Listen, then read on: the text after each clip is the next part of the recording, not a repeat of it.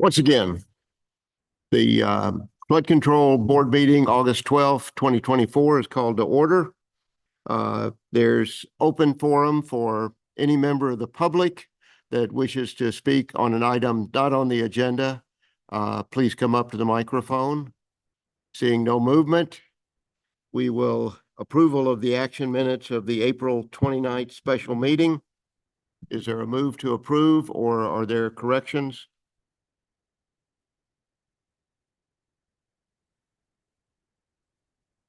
I move to approve. Second. All in favor? Aye. Minutes are approved. Presentation, shoreline adaptation engagement update. All right, good evening. Good evening, Chair Bundy and Flood Board members. I'll be kicking off this presentation, which is an update on the shoreline adaptation engagement effort. So I'll just give a brief overview of the effort and the engagement that's been conducted so far, and then we'll dive into the results of the shoreline feedback form that was mailed out to all shoreline residents a couple weeks ago. And then we'll touch on the next steps for this effort and the town's shoreline adaptation efforts moving forward. So many of you have seen these goals before. These are the goals for the engagement effort. We've really been focused on sharing information with shoreline residents and listening to their input on the shoreline adaptation. And now we're really in this last bullet, which is to develop next steps in partnership with the community and going forward with town council. This is the area we've been focusing on for this engagement effort. So it's roughly aligned with the FEMA 100-year floodplain in this area of town, which of course is a priority because of its low elevation in the floodplain. Some areas are already experiencing flooding impacts, and engaging with this area was also identified as a next step as part of the 2021 climate adaptation assessment.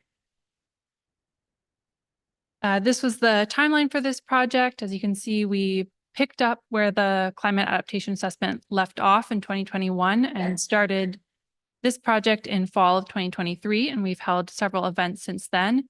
And we're now coming to the close of this project. We're past spring 2024, so we're wrapping this project up. And these are the events that have been held as part of this project. We started with some small stakeholder meetings in fall 2023 as we were developing the messaging and approach for this project. We had a public launch at the December Flood Board meeting and had some great engagement and feedback from the community at that meeting.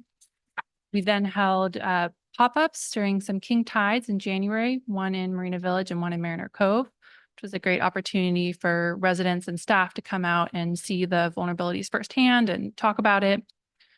And then we held 2 virtual workshops focused on the vulnerabilities specific to each community. So one for Marina Village and one for Mariner Cove. Another key part of this engagement effort has been the Shoreline Flood Explorer, which is both a video and an online tool showcasing the flood vulnerabilities that these neighborhoods face. And the goal with creating particularly the video was to have a really concise message that was easily shareable with the community so that we could share the information about the flood vulnerabilities with the broader community, including those who may not have been able to attend the events that we held. And we've been sharing these resources out through the website, social media, newsletter, email blasts. And we did also include a link to it on the mailed survey and asked folks to watch the video before giving their feedback on next steps. That brings us to the feedback form, which was mailed out to all 884 properties in the engagement area. We did mail it to both the property owner and the resident tenant if they were different. So that's why there were over 1,000 forms mailed out, but just 880 properties. And the map there is illustrating the 2 different versions of the survey. So everyone to the left of that orange dotted line received what we're calling the Marina Village version that had questions specific to that area. and everyone to the right of the orange dotted line received a Mariner Cove version. The survey was open for 5 weeks, starting in June 15th. And after the initial mailing, it was promoted via the NRG group emails, A-frames out in the neighborhoods, and then also direct emails to business owners in the area for those that we had contact info for. And in total, we received 155 responses, which is about 18% of the properties in the area. This is what the mailed survey looked like. It was also included in your agenda packet. So it has just 5 questions. We're trying to keep it really short so that it would be easy to respond to. And the first question on both versions, this is the Marina Village version, but both versions included a question of what's your address in Corte Madera, just to make sure that we only got 1 response per address and everyone was getting the same opportunity to share their feedback. For the Marina Village version, we asked respondents to rate their level of concern about the potential failure or overtopping of the existing Marina Village flood berm. The Mariner Cove version asked instead about level of concern about flooding in a severe storm event based on existing conditions. The third question, the Marina Village version asked, do you support the town allocating funds to initiate a project to fortify and raise the existing Marina Village flood berm to include public outreach, preliminary design and engineering options, and environmental review? That same question on the Mariner Cove version read, do you support the town allocating funds to initiate a flood barrier project along Golden Hind Passage shoreline to include public outreach, identification of priority areas, preliminary design and engineering of flood barrier options, and environmental review? Both versions had the same 4th question, which asks about support for supplementary flood mitigation measures, including home raising, improving storm drain infrastructure, preservation of Corte Madera marsh, and there was also a write-in other option. And then we included an open-ended response, which there wasn't a lot of space to respond to on the mailed physical version, but residents also had the option of either emailing us comments or scanning the QR code to complete the survey online. So for the Marina Village version, we received 52 responses out of the 473 properties it was mailed to, which is an 11% response rate overall, but breaking that down a little bit further, out of the properties specifically in Marina Village, there was about a 19% response rate. And then the areas outside of Marina Village, who also received this version of the survey, there was about an 8% response rate for those properties. And of those 52 responses, 50% said they were very concerned about the potential failure or overtopping of the Marina Village flood berm. Nearly 85% supported the town allocating funds to raise and fortify the flood berm. And we saw high levels of support for all of the supplementary flood mitigation measures that we asked about, and particularly improving storm drain infrastructure, which about 85% of respondents supported. And then we also had some responses to the open-ended question there, and these were included. There's a handout in front of you, which is also posted on our website, that has the more detailed version of the responses with all the open-ended responses that were received. And some of those included suggestions of other types of flood mitigation measures to pursue, reiterating support for raising and repairing the flood berm, as well as some concern over how these efforts would be funded. On the Mariner Cove version, we received 103 responses out of 411 properties, so a 25% response rate. Nearly 57% of those were very concerned about flooding in a severe storm event based on existing conditions. 86% support the town allocating funds to initiate a flood barrier project along Golden Hind Passage. And similarly, there was high support for all of the supplementary measures as well, and particularly improving storm drain infrastructure, 91%. And some of the other and open-ended comments here were similar, suggesting evaluating different types of barrier systems. There was support for using state and federal funding, grant funding to pursue these efforts, as well as an emphasis on immediately addressing storm drain infrastructure needs. And a lot of those themes that came through in the survey are similar to what staff have been hearing throughout the events that have been held as part of this process. We've heard that residents are already impacted by flooding. They're concerned about flooding impacts. There's generally support for addressing flooding issues, including through the strategies that we asked about in the survey. We also had some more nuanced responses come through in the event feedbacks, the comments and questions that residents were asking, indicating that residents prefer taking a phased approach, looking at customized solutions that are specific to each neighborhood, and then also going forward, addressing these concerns about costs, views, water access, and property values. So we'll be taking all of this feedback from the surveys and that we've heard through the events forward into the next phases of this effort. And I'll pass it over to RJ to talk about what some of those next steps might look like. Great. Thanks, Phoebe. So, specific to this shoreline engagement area that we've defined, we did break it down to what we think are some priorities for the next 5 to 10 years. So of really the two areas that we studied, there was more of an impact on Marina Village flood berm should that fail. Really the impact area, engulfed Highway 101, both, town center and the village and even, as far as, parts of town park. So we definitely do not want that to happen. And so, that's where we want to focus, a lot of our energy and try and get a project funded. And so we've already submitted in January for a FEMA grant on that. We thought we would hear by now, but we haven't yet. So it could be any day. And so that would fund about $1 million worth of preliminary engineering design and environmental compliance if we get it. So we're really hopeful on that.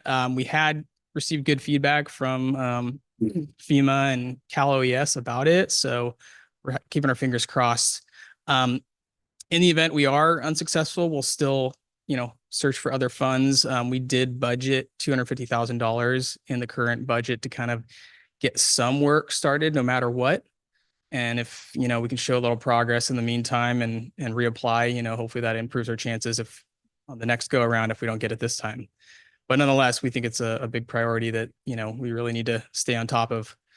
Some other ways to kind of improve our information, it could be having tide gauges and more data collection. There was, comments about maybe having something that we could explore, something that could track those through an automated standpoint, kind of some of the tide levels at specific spots. So, what's different from that and some of the other tide gauges is, obviously this is Corte Madera specific information, and then also we'll factor in the local storm surges that we might see in the winter months. So that's another idea. I think, there's definitely some work we could consider starting on Mariner Cove as well. But I really think, we do want to focus on Marina Village until we get a handle on that berm project. But there could be some light environmental constraints analysis and other things we could do to maybe define the limits of what a project on Mariner Cove would look like, based on topography and other things that we've learned over the years. And then just with everything, we need to coordinate with all of our stakeholders and regulatory agencies. So, if it's anything that's the Corte Madera marsh preservation, that's going to be, more of a BCDC, SFEI, Department of Fish and Wildlife kind of discussion. And then in terms of other things, and I know this is beyond the engagement area, but as we start talking about other vulnerabilities, whether it be the smart corridor, then, we're talking with more of our local jurisdictions to come up, starting some planning work on those. So But yeah, the key here is just continue to apply for funding until we get something. And in the meantime, keep, some reasonable investment to keep the momentum going. Next slide, please. So here's a slide showing from a project specific standpoint, what we think is the good direction. So what you can see there is, we want to fortify the full Marina Village berm. We know that, we have at least one low spot of 8.3, and then we've had a lot of anecdotal comments from other properties that are on San Clemente Creek saying that they've seen the water, as high as 6 inches from overtopping. So that's a real concern. And so that project really should be further analyzed. Perhaps if we don't get the full grant funds, maybe we're over the next year, doing a more detailed survey and kind of working with individual property owners to see what a flood barrier could look like in their backyards and how that could still be designed and shaped in a way that makes it still very usable for them as property owners.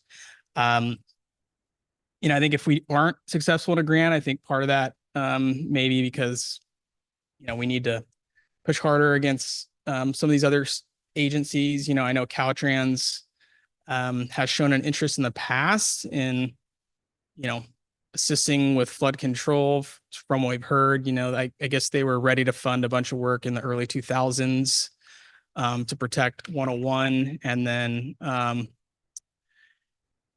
whatever reason, didn't have full support. But, obviously, Highway 101 serves so many cars. I think don't quote me, but I think it's like 70,000 vehicles a day. So obviously no one wants to be cut off for the places they need to go work or other. Separately, I think what we learned, and this is in tandem with the storm drain master plan. So kind of shifting from when we were doing the climate adaptation assessment, I view that as kind of your longer range planning document. And what we've tried to do since then is kind of focus on what priorities should we do in the next, 10 to 25 years, really. And so, the more we've talked about it and based on, the various projections, we think there, and we've got a lot of positive feedback on this phased approach concept. So, we think that, if we focus a project between Paradise Drive and somewhere just north of ebb tide passage, we'd have to define that based on the low elevations.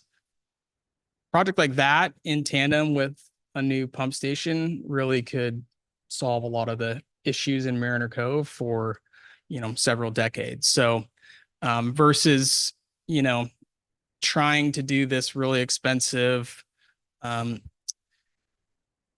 frankly, maybe unpermitted concept of doing a complete flood barrier around the whole entire both neighborhoods. We might just focus on something that is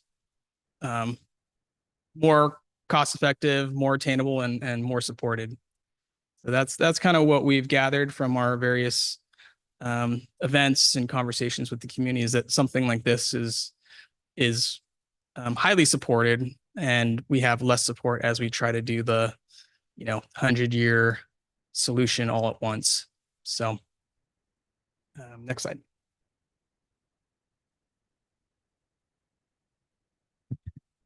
So this is looking at the sort of the immediate next steps for wrapping up this project. Our next step after this discussion tonight is to take all this information to council as well for a discussion there, and that'll likely be in September. And hopefully we'll know about the FEMA grant at that point, because that will inform the discussion as well. In the meantime, we'll be continuing in-progress actions to reduce flooding impacts. So one that will be going into effect soon is the streamlined design review requirements for homeowners who want to raise their homes. So that'll be in effect actually the end of this week. We'll also be continuing to coordinate regionally apply for other funding opportunities as they come up. And then the storm drain master plan is also nearing completion.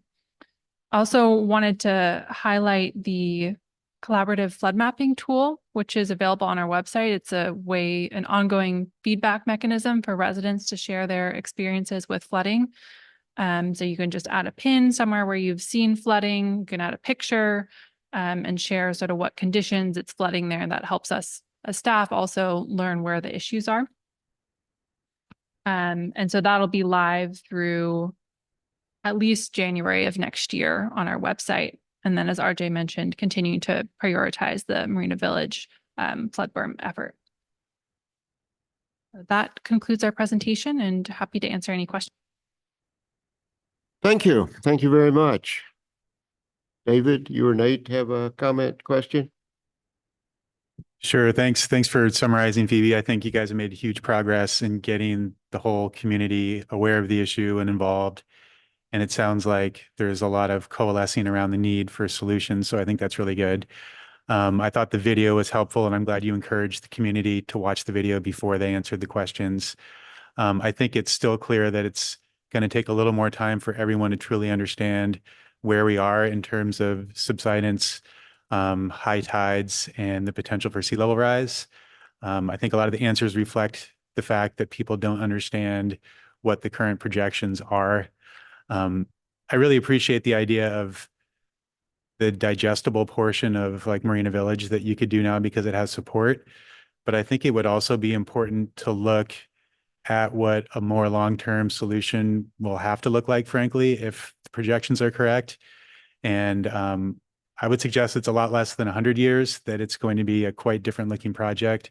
So that Marina Village section, if built, could be obsolete when another section is built that supersedes it. I would consider looking at a long-term solution, what things will have to look like one day, and how do we build iteratively to get there. It may come to pass that, just as you said, there's not the appetite for it, and we'll have to do it in a stepwise manner. But I would just encourage to continue to get out the message about data sources. For instance, I do not think a tide gauge in Corte Madera would help at all because there's no long-term record and the land is sinking anyway.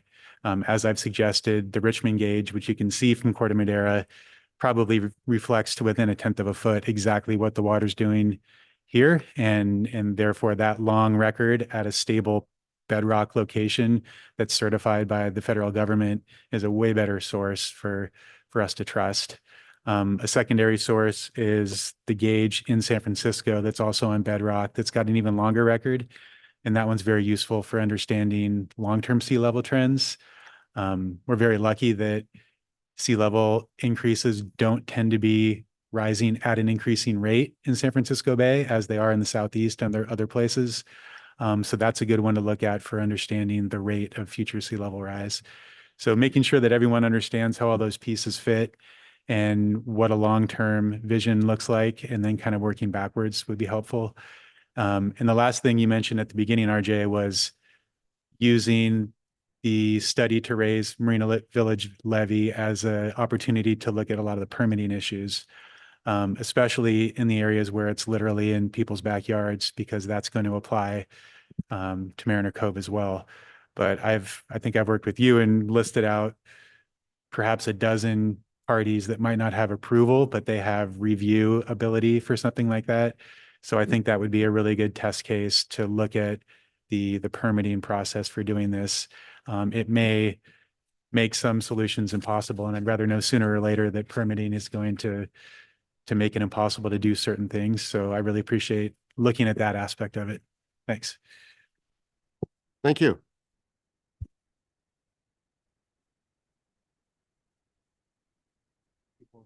Yeah, just keep holding, I think.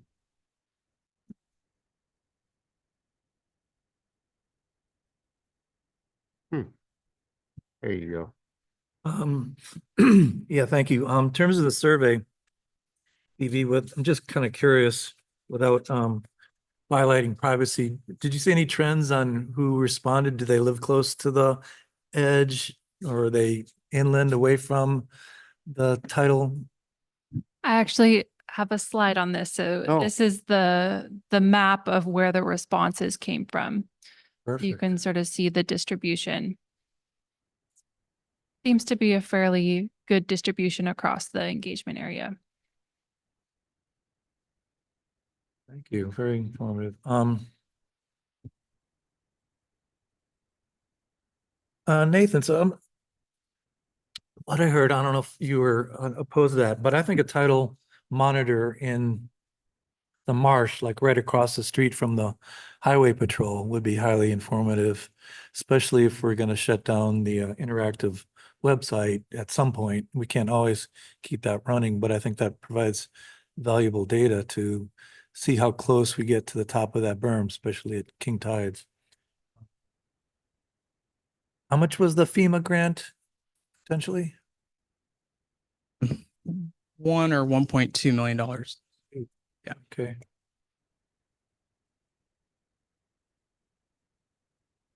That's all I have, Chair. Yeah, thanks, David. Yeah, possibly the idea of just a tidal gauge that's the stick that people could observe from walking past, as opposed to something that's monitored and people would go to the internet to look at. Just the one that was at the end of Harbor or Echo, showing on this side of the levee, what a 7-foot tide was, I think, instructive for a lot of people. So just sticking a tidal marker in where people could observe it from walking on the marsh, I think would be good. Could you put the slide back up with the levy proposal that I agree with as being a priority? And I like the idea of doing things in phases so that people aren't impacted unnecessarily. Also, agree with Nate that long-term, if the projections for sea level rise are correct, we're going to have a bigger solution to the whole thing. But some of that would be with what you're proposing right now, particularly the Marina Village levee that goes east-west that's existing where it's 8.3 feet. And along the backside of Harbor, running north-south. I think those would be priorities. I'm not sure that it would be necessary to incorporate Mariner Cove 5 with that at this time. That could be something that could be done later because that is higher. So those two parts of the Marina Village project, I think would really be a high priority, as we've seen when we went out to the pop-up events. And then also I agree that we see flooding now. People are aware of it along Golden Hind Passage at the pump station, and wanted to ask what your thoughts were on a makeover or rebuilding the pump station there. Would that be a new pump station that would be elevated? Yeah. So Chris can speak to it in more detail. We did have Schaff and Wheeler evaluate whether they could use the Golden Hind pump station and tie in storm drain infrastructure, but they actually thought it wasn't cost effective to do that. They think we'll need two. So we would essentially keep the one at Golden Hind and then put a second one likely at Ebb Tide and Golden Hind. So really where we have all that flooding and inundation in the roadway. Well, I guess I was thinking of the level of the sanitary pump station that's there is, the lowest part in Mariner Cove. And I wondered if you were talking about rebuilding the sanitary pump station itself, so it would be, 3 or 4 feet higher. I think to really be effective, you'd have to get this whole low spot, which is, more or less from the sanitary pump station all the way down to Paradise Drive. Because we've seen it just finds the lowest spot and comes through the houses. Right. No, I agree that Yeah. the barrier is a Okay. critical part of both of them are important. And I just wanted to understand what you were thinking about doing with the pump station, whether it's just putting the barrier behind it and continuing for a couple more houses or trying to do something to actually raise that up. Yeah, I think we'd have to study it further. But I think the hope would be if we put a barrier that it protects everything inland of that, Okay, especially in tandem with a storm drain pump station that also keeps the water out. yeah. Yeah. No, I would agree. I think that, and as we've talked before, a stormwater pump station would only make sense if there was a barrier so that it could actually be effective. Right. So, And- I think these are good, initial priorities. And I think the citizens of Corte Madera and Marina Village and Mariner Cove will appreciate a phased approach where we're doing things where there's the greatest risk. So I think this is very well thought out. Thank you. Sure, Do we Bundy. want to open it up to the public at this point? Or do we have anybody online with any questions? See if anyone online wants to speak, please raise your hand. No one online right now. Okay. Pulling it back. I think this was a good study. I think it was also, quite a good response. And I know Marina Village probably has more in the way of renters that may not have responded to it. And I'm not sure Marina Estates has been involved as much as Marina Village and Mariner Cove. So, but overall, I thought we got a pretty good response. So, well done. So project updates. San Clemente Pump Station outfall pipe. Okay.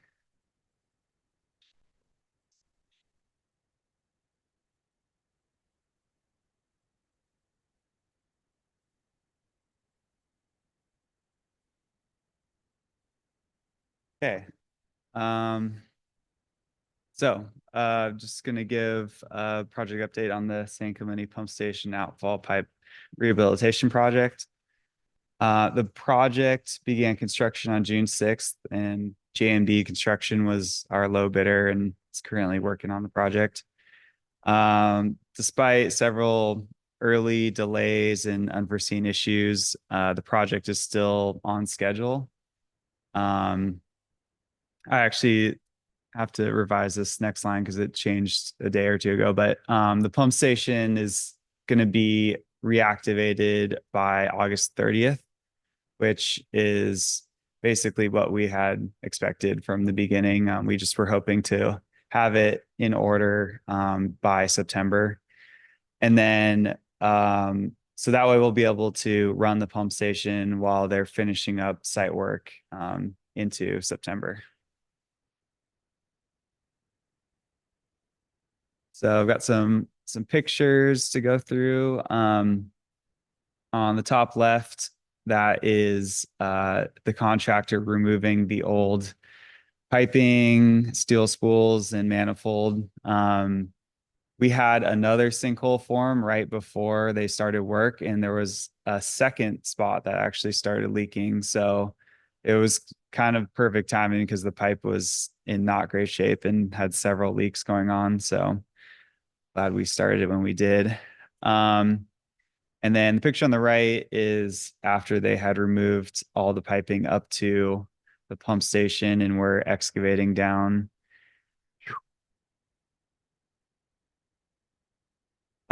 So on the left, that is the existing 54-inch concrete pipe that runs all the way from the pump station on Madera del Presidio around Paradise and out to San Clemente Creek.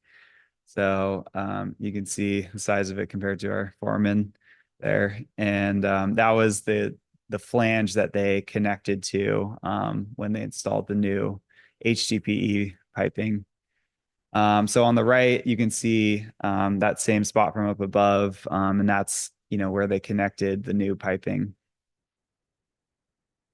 And the nice part about this new design is, for one, the HDPE will be far less maintenance. We don't need to recode it on the inside or the outside. And also much of the manifold, or actually all of the manifold, is now above ground. So in any maintenance we need to do will be far easier. We don't have to dig up the whole thing every time there's an issue. So those are all benefits. So on the left, this was, let's see, July 23rd. One of the main issues that caused a lot of the problems we're trying to fix is settlement of the pipe. I mean, you can see how heavy that concrete pipe is. And so it's sinking and pulling everything down with it. So to try to mitigate that, we use lightweight backfill materials. Close to the pump station, they use a volcanic rock that has a very low density and is lightweight. And then right here around the pipe, they use cellular concrete, which they basically pump a ton of air into. And you can't really see from this picture, but as it sets, it almost looks like foam. So it's pretty interesting stuff. And that will help to reduce the weight over time and settlement. We also have some large flexible couplings that will handle any settlement into, I think they looked out 50 or 100 years. So hopefully we won't have to redo this in a long time. And then on the bottom right picture, that's the manifold being put together. So those are all the 3 HDPE pipes coming out of the pump station, connect there and then go underground. And then just recently, they began some repairs on the pump station wall. As I mentioned, as the original pipe was sinking, it was wrenching pipes going into the pump station and causing superficial damage to the wall. So it was cracking off the concrete, and then the reinforcing underneath is all rusted. So that's what we're looking at here. So they're in the process of disassembling this front wall, and they're going to basically replace all the reinforcing and then pour a new extended wall to reinforce it. And then they'll put all the piping back through. So just to go over, what's left, they have to weld on flanges for the new steel spools they received that will be going into through the pump station wall that we were just looking at. They have to finish installing the piping, which includes the HCP manifold, the steel spools, flexible couplings, check valves, air release valves, etc. They need to pour the pipe supports, and those have to be completely set before we can activate the pump station because the weight of the water has to be supported. Then they have to complete building repairs, and last is site improvements, which includes building a new chain link fence around the whole thing, and they're going to have a shade sail to cover it. And I believe that is it. So yeah, any questions on? David? I know you said it. Remind me what HDPE is? High density polyethylene pipe. Oh, Nate? I was going to ask about that too. So that's the HDPE manifold all combines, then goes underground, and it goes into RCP, and there's no steel. There's steel above ground close to the pump station because all the valves and couplings are steel. Okay. I was just thinking for corrosion or cathodic protection, but if there's no steel pipe, then that's one less worry. So, okay. Yeah. So one of the reasons we have some of the problems is the pump station is on pilings. Is that correct? With settlement, yes, the pump station is on a deep foundation and hasn't been settling, whereas everything around it has, especially the actual outfall pipe itself. So pump station staying still, the pipe sinking, and it was just wrenching everything. Yeah. There was no basically give in the existing. Yeah. Any questions from the public? Rosa Thomas?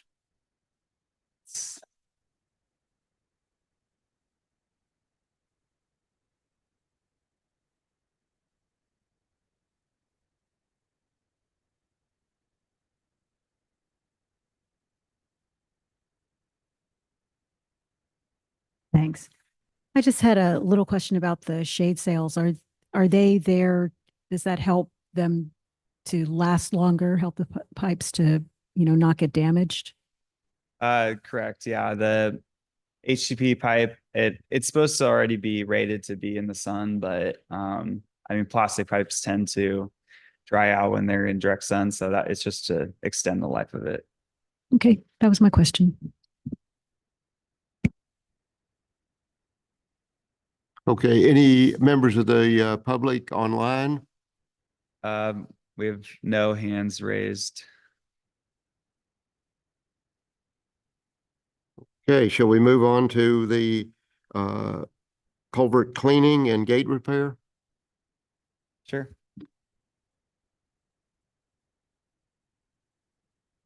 So this is related to the last item. So when we started work on the San Clemente pump station project, we were relying on the San Clemente Creek gate, floodgate, to basically be used to control the water behind, because it's a circular system. The water can either come through the gate or it can be pumped out from the pump station. And unfortunately, on the first day, we learned that the gate wasn't holding back water and was leaking heavily. And then upon further investigation, it was because one of the seals was completely missing. And we don't know how long it's been like that. It could have been a long time, and we would never know because the pump station is just pumping the water out that gets through the gate. And then second thing was that once we had it drained and went inside, there was a large amount of sediment built up in the culvert. Approximately 75 to 80% of the culvert was full of mud. So it was extremely limiting the capacity of that culvert. So we were forced to isolate the floodgate before we could start the San Clemente pump station project, because once we turned off the pump station, there was no way to get that water out and there was potential for flooding. So you can see in the top left, they built the first weir wall, which unfortunately didn't work. And so they built a second weir wall behind it.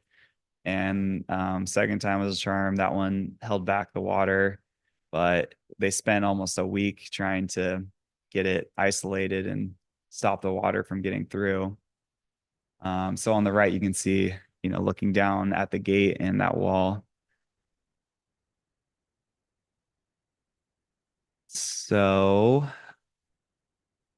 here on the left picture, so that's standing at the bottom of the gate, and the gate's open right there. And so there's supposed to be a seal where all that moss is hanging down, and it was completely missing. We think something may have gotten stuck in there when the gate closed and just wrenched it off.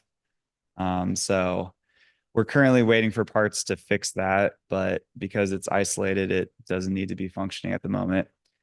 And then on the right side, you can see a picture looking into the culvert, and that's the pile of mud and debris sitting in there, which we weren't aware of. So it's probably good timing. So because we have limited time, we were trying to look at options to clean out the culvert while we have it isolated. And unfortunately, we approached a lot of contractors, and it's just limited access on either end. And so not many were interested in the work. We found NorCal Pipelines, who are currently working. You may have seen their truck out there. They're trying to remove the sediment with a Vector truck by jetting the material and then sucking out at the floodgate, basically like flushing it all down to the end and then sucking it out. So far they've worked 4 days and we've had kind of mixed results. I think they've gotten some of the material out, but it's pretty slow going. So we're gonna have to just see if they can make any headway, or the next step would be that we'd have to come back later and basically bid a larger project to have a contractor come in and clean it out with equipment. So that's the current status right now. We're just kind of testing and seeing if we can make any headway with the cleaning. So any questions on that? Nate? David? Oh, that's right across from Nugget. Yeah. Never noticed that work. So the gate itself, has it been, since the pump station was installed, it's been staying closed the whole time? Or do you open that for any purpose? It typically gets opened in the summer just to allow some tidal action, keep some of the upstream marsh areas over by Madera and El Presidio kind of activated and not too stagnant or stinky. Oh, So, okay. Yeah, it may serve more of a, I guess, ecological and or kind of, benefit of just keeping things from getting nasty. Sort of like flushing the lagoons. Right. But primarily, it's, as far as I know, closed in the winter, and especially in anytime there would be a severe event, and then it's really reliant on the pump station.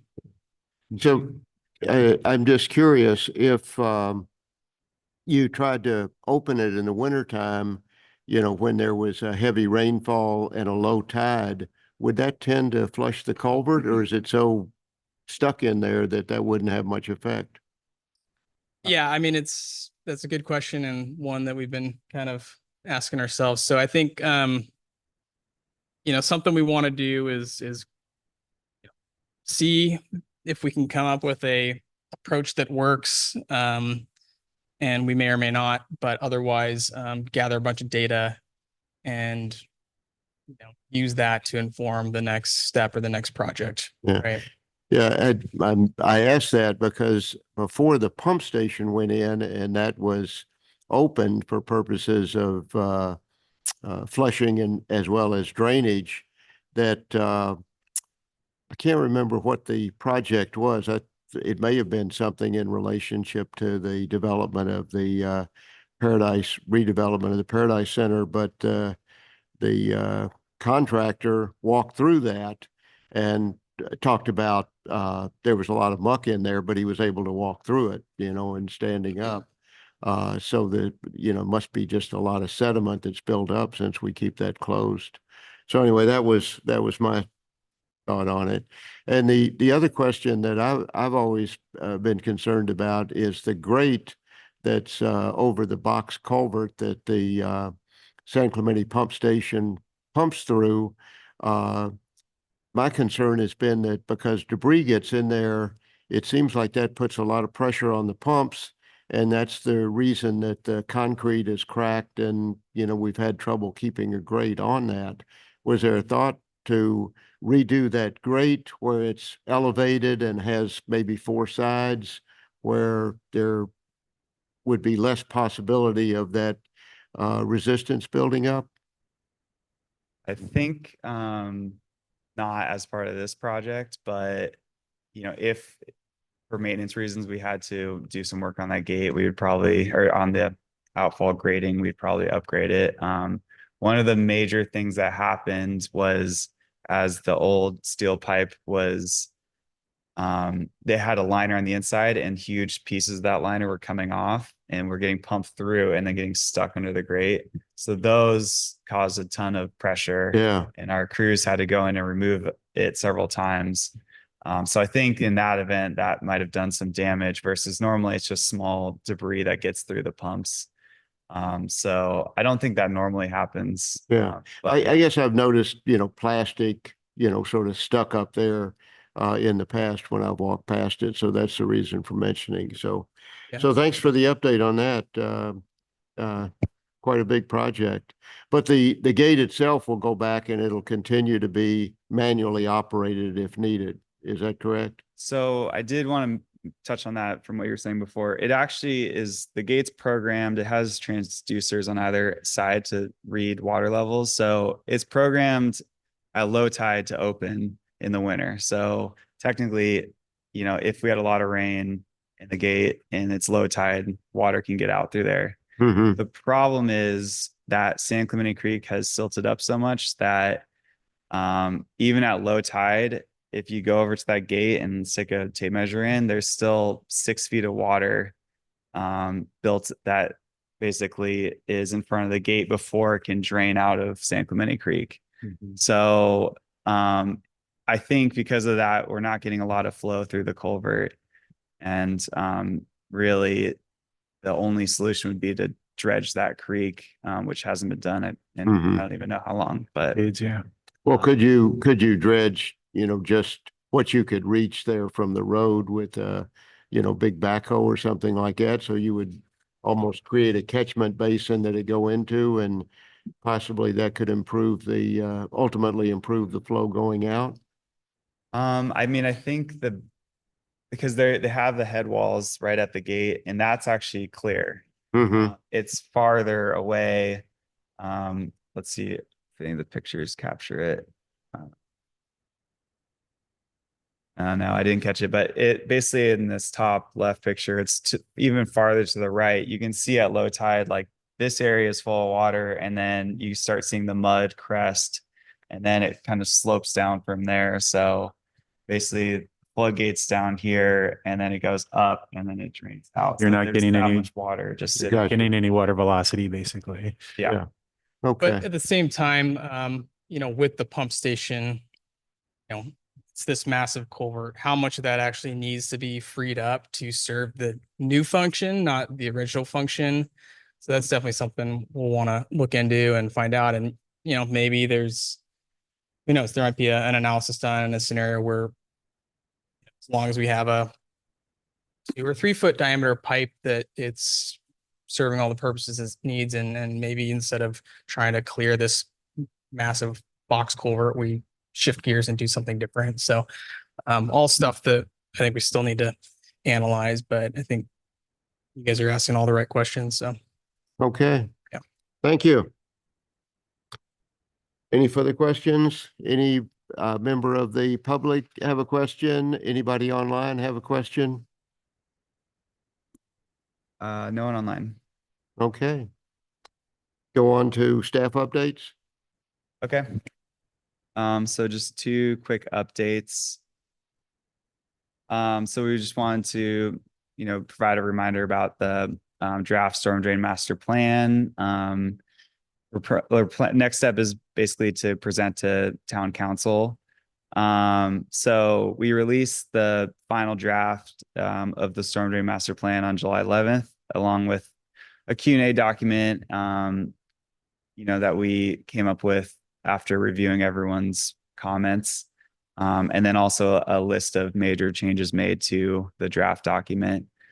The new draft includes edits based on the public and flood board comments. So we appreciate everything that you all provided and the public provided. It helped us make some good edits. And so that public comment period was open from the last special flood board meeting on April 29th to May 26th.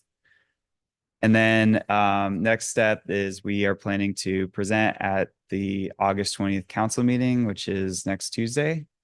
And we're going to be requesting comments from town council, along with asking for direction, about when and how to adopt the document. So we're hoping, we get some more feedback there, and then hopefully I think we're getting close to the end and we'll be able to adopt documents soon. Okay. And the shoreline adaptation sort of study proposals, that'll go to the town council later? Be likely in September. Okay. Very good. It'll keep us informed of those, the schedule on that when that goes before there. And I think I might have asked this question before, but in the storm drain master plan, I thought Chaff and Wheeler did a great job, and they modeled a number of scenarios that were all totally relevant. But I think it's entirely possible, either now or in the future, it would be useful to model scenarios of longer duration storms, or water flowing under higher sea level conditions. Do you guys have access to that so you can update those model runs, or would you have to go back to Schaff and Wheeler and hire them to rerun some of those things? Yeah, we would, at the end of this process, we'll get all the data. So whether we go back to them or we hire another firm, that's always an option. But we don't really have the in-house capabilities to do that level of modeling. Okay. Okay. Future agenda items? Oh, sorry, Bob, Oh. or Chair Bundy, we have one more Oh, staff update. So this is for the flood board specifically. Marin IT, who is our IT consultant, is requiring cybersecurity mandatory training for all staff and all of our boards and commissions. You may have received one of these emails from No before to your town email. And so there's 7 training modules that need to be taken online. I think it doesn't take too long, but I think at this point we were supposed to already do it. So if you haven't yet, please take a look at that when you have time. I'll get on it. Yeah, I did mine and it was less than an hour and it was useful stuff, similar to what I have to do at my job and useful just for everybody's general knowledge. Yeah. So yeah, just wanted to let you know about that. Okay. So future agenda items? Any thoughts, Dave? Yeah, I was thinking in the past years, we've had an update once a year from Public Works. I think around this time that all the maintenance stuff they've accomplished to prepare for the rainy season. And I'm curious personally of when the next storm drain slot flushing may occur.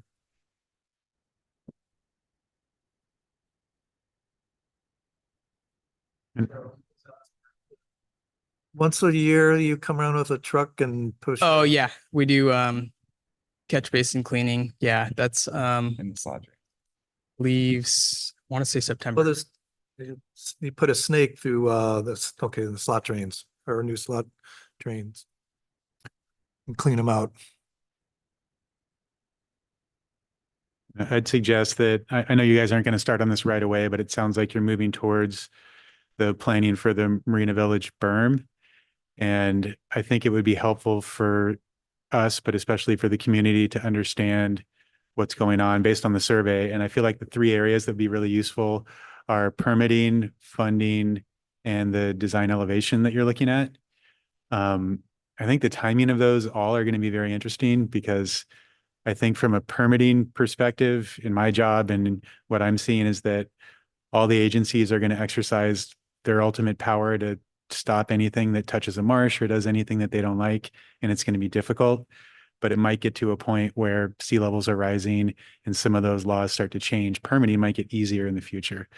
Funding is probably low right now. There's probably going to be a peak at some point in the future when people can get funding for sea level adaptation, but soon enough, it's going to be everybody in the Bay Area, the West Coast, the entire United States. And that funding is going to go up and then it's going to disappear. So we want to try to ride the crest of the funding, which might not match permitting. And the last is the design elevation, which obviously we'll keep an eye on what's going on in sea level in future years and see if we're planning for the right elevation. But all 3 of those things are going to have different time scenarios, and it would be good to understand how you're looking at all those, in future months and years.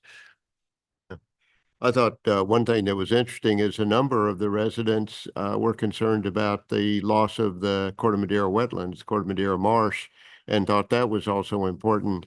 As you mentioned, that's well beyond what Corte Madera can actually do, and it really is going to be sort of some type of grant from the state or feds, but it also is going to have to involve BCDC, Army Corps of Engineers, all of those agencies that are looking at it and have been looking at it. And I would just say, keep us informed if you're aware of any of the agencies that are looking at that issue or trying to tell how much more erosion has happened or any current reports that come out on that.